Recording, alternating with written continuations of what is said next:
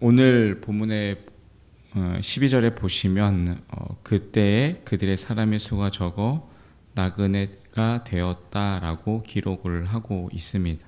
또 오늘 본문의 23절에도 보면 이에 이스라엘이 애굽에 들어가며 야곱이 함의 땅에 나그네가 되었도다라고 기록을 하고 있습니다. 그러니까 나그네로 시작해서 나그네로 또 마치는 것을 볼 수가 있습니다.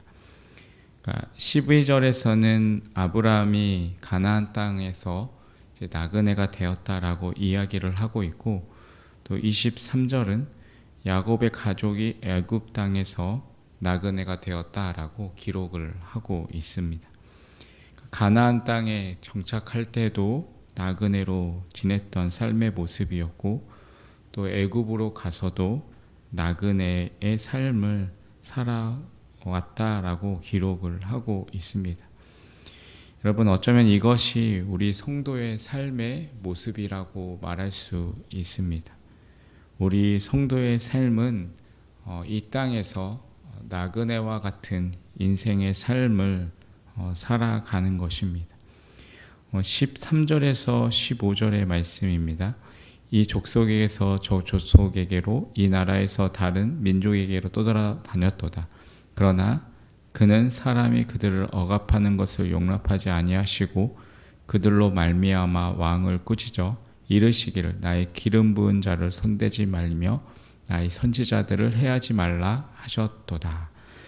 아브라함이 또 나그네의 인생의 삶을 그 땅 가운데서 살아가고 있었지만, 하나님은 그 아브라함을 지키시고 보호하셨습니다. 아브라함이 그랄왕 이 아비멜렉에게서 이제 자신의 아내가 빼앗길 그런 상황이 되었을 때 하나님께서 그를 지켜주시고 또 보호하셨습니다. 아브라함은 이방 땅에서 어떠한 보호장치도 없이 나그네와 같은 인생의 삶을 살아가고 있었지만, 하나님께서는 그 아브라함을 지켜주시고 또 보호해 주셨던 것입니다. 이어지는 16절부터 23절까지의 말씀은 요셉의 이야기입니다. 이 요셉이 이스라엘 자손들이 애굽으로 들어가게 된 그러한 계기를 이제 이야기를 하고 있는데, 16절에 보면 그가 또 그 땅에 기근이 들게 하사 그들이 의지하고 있는 양식을 다 끊으셨도다라고 말씀하고 있습니다. 그 땅의 기근은 애굽에 있었던 7년의 풍년 후에, 또 7년 후에 이제 있는 그 기근을 의미합니다.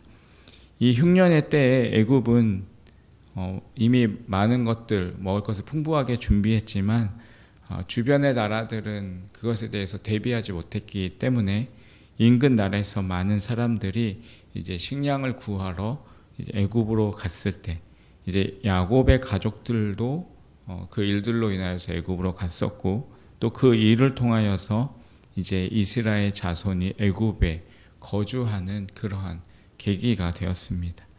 그런데 여기에 보면 하나님이 그가라고 이야기하는 그 하나님께서 이 땅에 기근이 들게 하셨다라고 말씀하고 있습니다. 하나님께서 그때 7년 동안 흉년이 드는 것을 막아주지 않으셨다라는 의미입니다.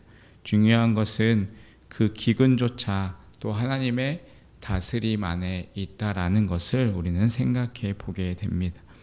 사람의 눈으로 볼 때 7년의 이러한 풍년과 또 7년의 기근이 어떠한 자연현상처럼 보이지만, 그것이 하나님께서 또한 다스리고 계심을 알려주기 위해서 애굽 왕 바로의 꿈을 통해서 계시해 주셨습니다. 그 기근의 때를 극복하기 위해서 하나님께서는 먼저 보내신 사람이 있습니다. 본문 17절입니다.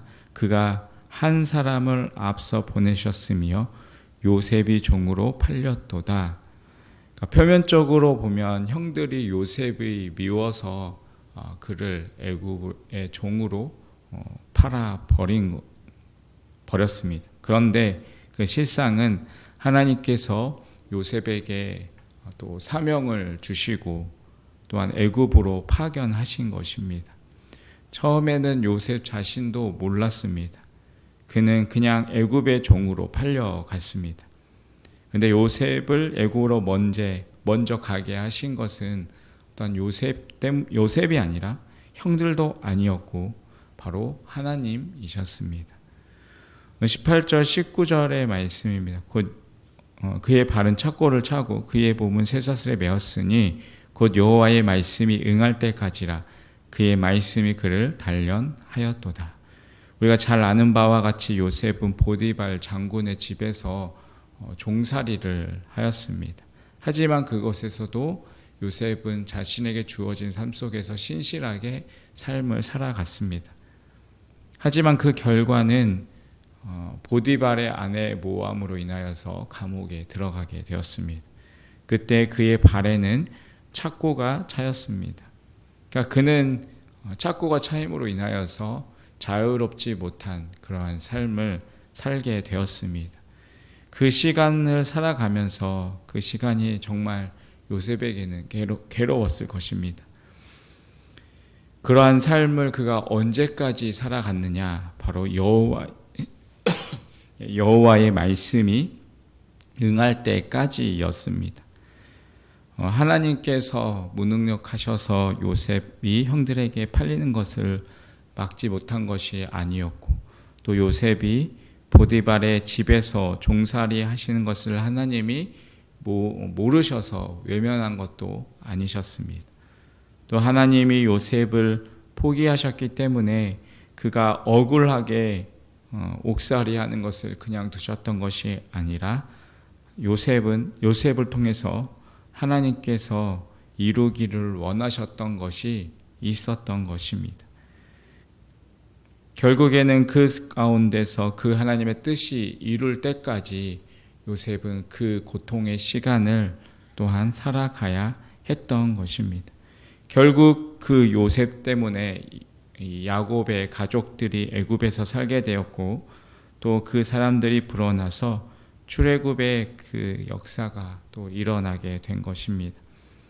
이 출애굽의 역사는 요셉의 한 사람에게서부터 시작이 된 것입니다. 때로는 우리의 삶이 진창 속을 걷는 것과 같고, 또 끝이 보이지 않는 터널을 지나는 것 같아 보이고, 또 마르지 않는 눈물의 골짜기를 걷는 것 같아도 우리에게 언제나 소망이 있음은 하나님께서 정하신 여호와의 말씀이 응할 때까지가 있기 때문입니다. 하나님께서는 나를 통해서 나의 가족과 또 하나님께서 나에게 맡기신 그 사람들의 출애굽을 만들고 계시는 것임을 우리는 기억해야 할 것입니다. 하나님께서 마음과 정성을 다하여서 심어준 그 자리가 요셉이 있었던 이 보디발의 집과 또한 감옥과 같을지라도 우리에게 소망이 있음은 하나님의 말씀이 그 자리에서 나를 단련시키고 있기 때문입니다. 그리고 그 자리까지 하나님은 언제나 찾아와 주셔서 나와 함께하여 주신다는 사실을 우리는 기억해야 할 것입니다. 나그네와 같은 삶의 자리에서 하나님이 함께 하시고 언제나 나를 지켜주시고 보호하신다는 사실을 우리가 기억하며 그 믿음 안에서 살아가는 귀하고 복된 우리 하루의 삶이 되시기를 주님의 이름으로 간절히 축원드리겠습니다. 기도하겠습니다. 하나님 아버지, 나그네와 같은 우리의 삶 속에서 항상 함께하여 주시고 지켜주시는 하나님의 은혜에 감사드립니다. 오늘도 하나님께서 심어주신 우리의 삶의 자리에서 하나님의 말씀에 의해 단련받는 삶을 살게 하여 주시고 하나님의 말씀에 응할 때까지 순종하는 삶을 살아가게 하여 주시옵소서. 언제나 함께 하시는 그 하나님을 바라보며 믿음으로 살아가는 우리 하루의 삶이 되게 하여 주시옵소서. 예수님의 이름으로 기도합니다. 아멘.